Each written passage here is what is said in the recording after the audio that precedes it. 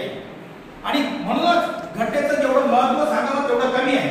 कारण आज तुम्ही बघताय न्यायालय व्यवस्था जी चालू आहे त्यामुळे जे न्याय व्यवस्था आहे किंवा न्याय जो आहे तो रस्त्यावर केला जात नाहीये, एखाद्या गावावर केला जात नाहीये, निपक्षपातीपणे तो न्यायालयामध्ये केला जातोय आणि न्यायालयाला दर्जा जो दिला गेलेला आहे तो न्याय मंदिराचा दिला गेलेला आहे.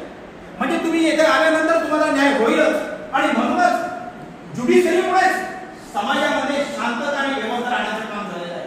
आणि लोकांनी रस्त्यावर शिंगाडे घेऊन न्याय केला असता, परंतु या ज्युडिशरीचं फार मोठं महत्व घटनेमध्ये दिलं आहे आणि ज्युडिशरीचं सेपरेशन जे आहे ते घटनेने ठेवलेलं आहे. म्हणजे ज्युडिशरीमध्ये कोणाला ढवळाढवळ करता येणार नाही. ज्युडिशरी एक जे आहे ते सेपरेट आहे, तिला स्वतःच्या स्वविवेक अधिकारांना अधिकार आहे, स्वतःच्या स्वविवेक अधिकारांना न्याय देण्याचा अधिकार आहे. अशा पद्धतीनं ही जी व्यवस्था आहे ती घटनेनं लावून दिलेली आहे. या सरनाम्यामध्ये याचं महत्व आहे. निवड सरनाम्याचं वाचन करून संपणार नाही, मी जे बोललो शपथ घेऊनही संपणार नाही, तर आपल्याला त्या जे स्वप्न आपल्या पूर्वजांनी बघितले आहे घटना निर्मिती करताना, जे स्वप्न भगतसिंहने बघितले होते की ज्याने एका हिच्यामध्ये म्हटलं होतं कि सरफरोशी की तमन्ना अब हमारे दिल में है, देखना है जो दे बता देंगे ये आसमां, अब हम ही से क्या बताए क्या हमारे दिल में है.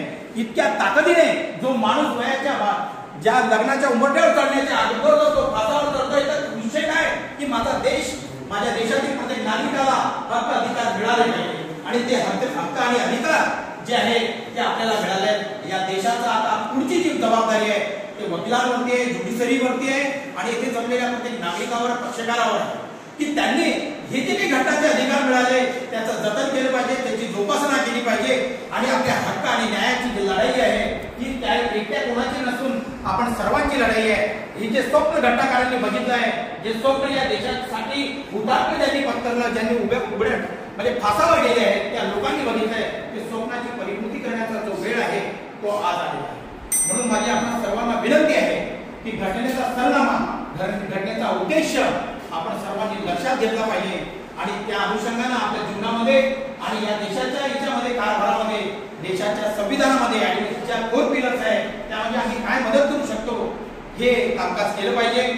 खरं म्हटलं म्हणजे साहेबांनाही अतिशय चांगल्या पद्धतीने धन्यवाद देतो की सर्व कर्मचाऱ्यांना सकाळीच साहेबांनी शपथ दिली या सरनाम्यासंदर्भात.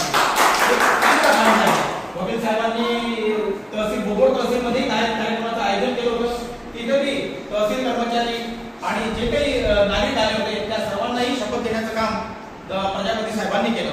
खरं म्हटलं म्हणजे हे जे कार्यक्रम आहे, ही जनजागृती जी आहे हे सर्व दूर व्हायला पाहिजे. निवड एकट्या न्यायालयाची जबाबदारी नाही आहे, तर हे आपण सर्वांची जबाबदारी आहे. या पद्धतीनं सर्वांनी घटनेचा आदर केला पाहिजे. घटनेच्या ज्या पद्धतीने तुम्हाला अधिकार दिलेले आहे, फंडामेंटल राईट्स दिले आहे, त्या पद्धतीने काही कर्तव्य दिले, त्याच्या पद्धतीने कर्तव्यही आपण केली पाहिजे.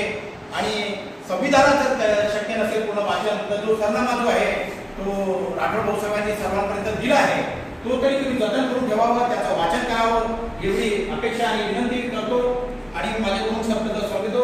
जय हिंद, जय महाराष्ट्र, जय संविधान.